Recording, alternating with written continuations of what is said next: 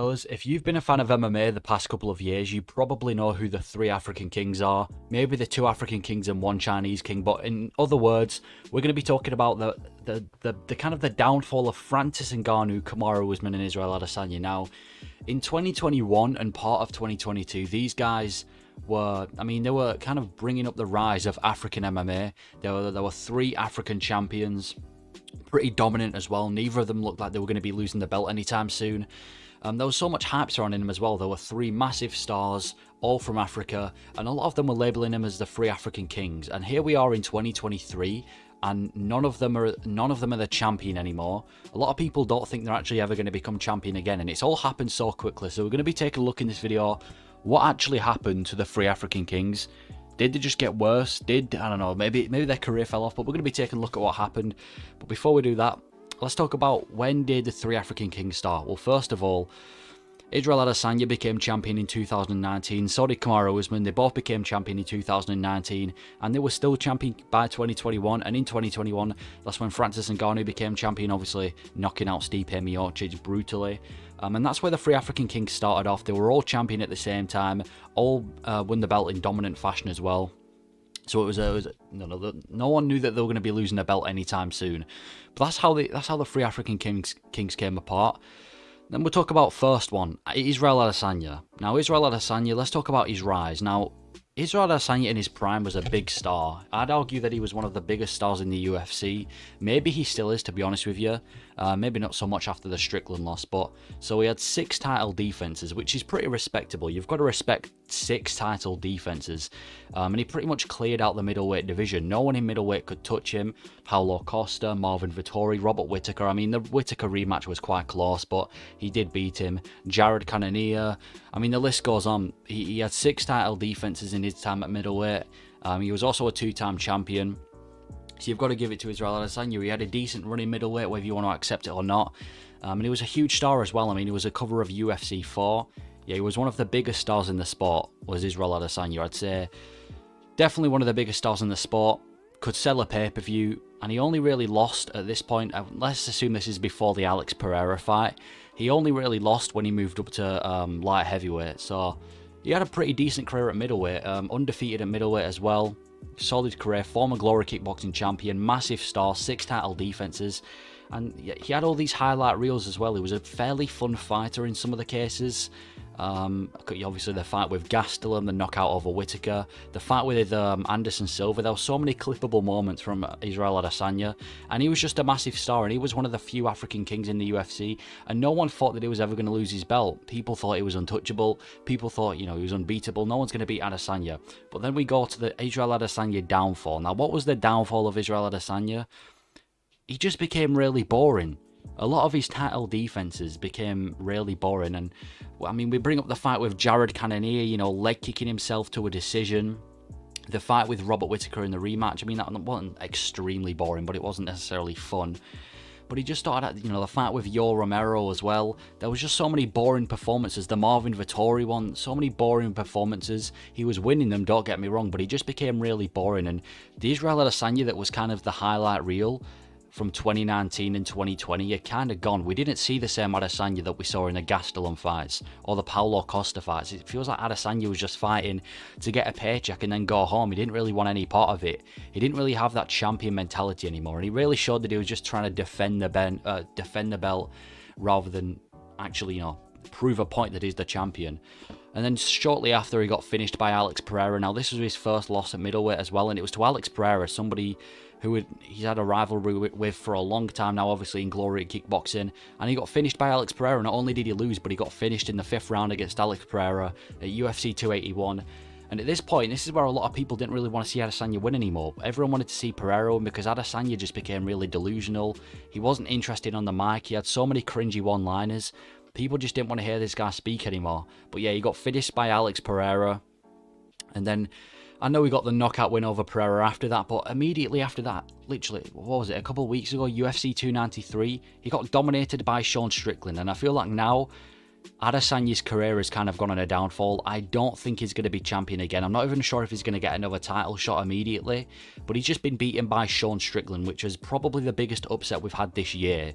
So It's just crazy, man. Adesanya went from like the Adesanya that was in the Gastelum fight, the one that was prepared to die. I feel like the Adesanya doesn't exist anymore, especially not against Strickland. But that for me is Adesanya's downfall. He's no longer a champion. He's no longer a big star. Well, he's still a fairly big star, but no one really wants to see him win anymore. He's hated by a lot of people. So that's the downfall of Israel Adesanya. Then we'll go to the rise of Kamaru Usman, one of the second, I guess, African kings. He was undefeated in the UFC. He'd only lost once outside the UFC, so he was undefeated in the UFC.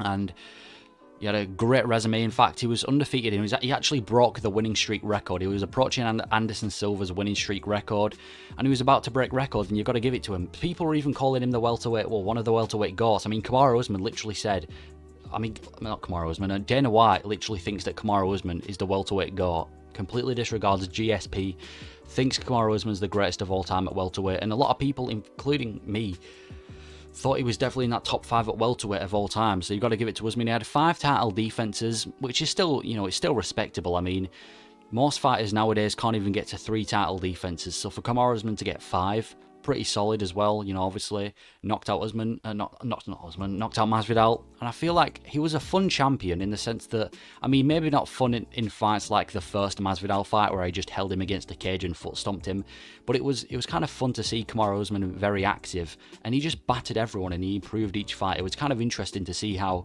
Kamaru Usman's striking improved every fight. Obviously, we saw him knock out Masvidal, we saw him break Colby Covington's jaw, we saw him finish Gilbert Burns, and then obviously he's one of the most nightmare wrestlers in the division to deal with. So Kamaru Usman, he was a fairly interesting champion. I actually didn't mind Kamaru Usman as a champion. So this was the rise of Kamaru Usman, big star in the UFC, one of the best welterweights of all time, and he kind of looked untouchable. I'm going to be honest, Kamaru Usman looked untouchable. Even when he was going in there with Edwards the second time, I didn't think Edwards was going to win that because Kamaru Usman just looked untouchable. But then we'll go to his downfall.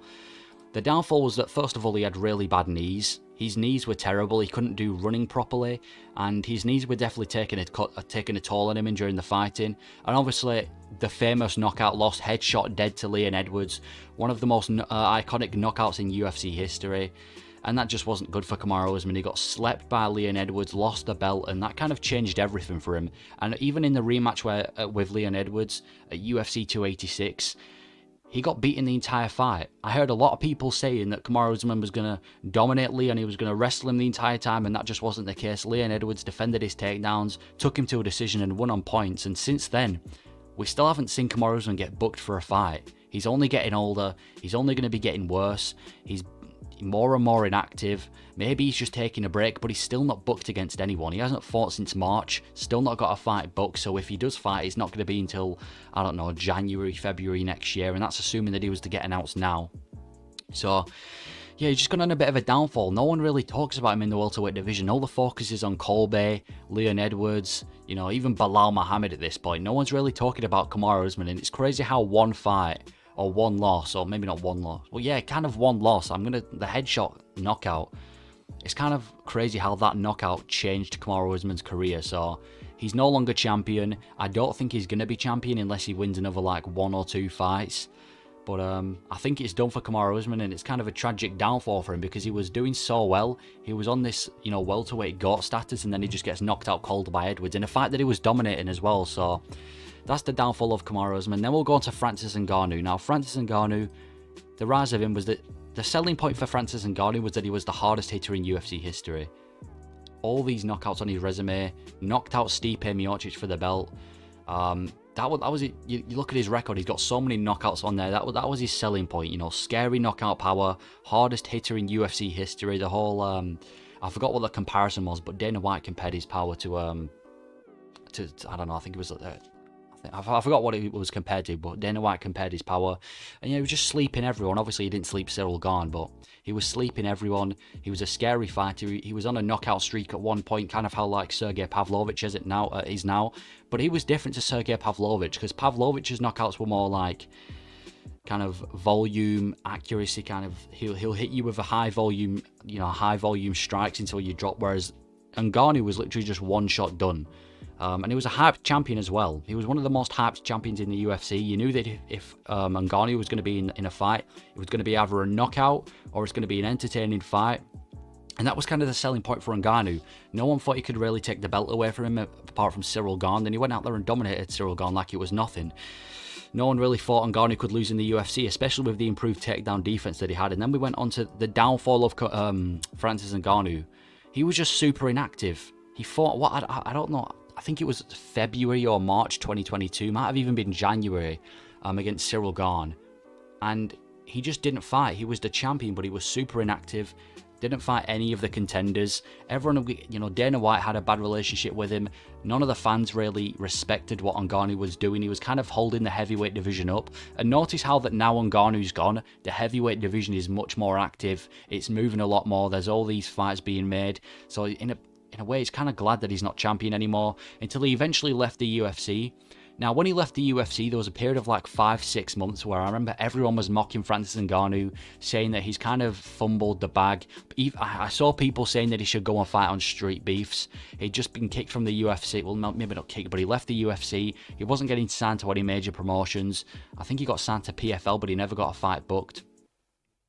And then now he gets a payday with Tyson Fury, which I guess is good because he's getting paid, but he's going to get battered by Tyson Fury. So after the fight, I only wonder what's going to happen with Francis Ngannou then. What is Francis Ngannou going to do after he loses to Tyson Fury? Where does he go? Does he go back to the UFC? Because Dana White said he's not welcome back to the UFC. In a way, he's kind of just thrown his career away for some money, which I guess you can't really blame him, because I'm not sure the pay's amazing in the UFC, but still. That's the downfall of Francis Ngannou, and that for me, that's the downfall of the three African kings. Please let me know if you want them to become champion again, or if you have your own thoughts of these guys below. But yeah, thank you for watching.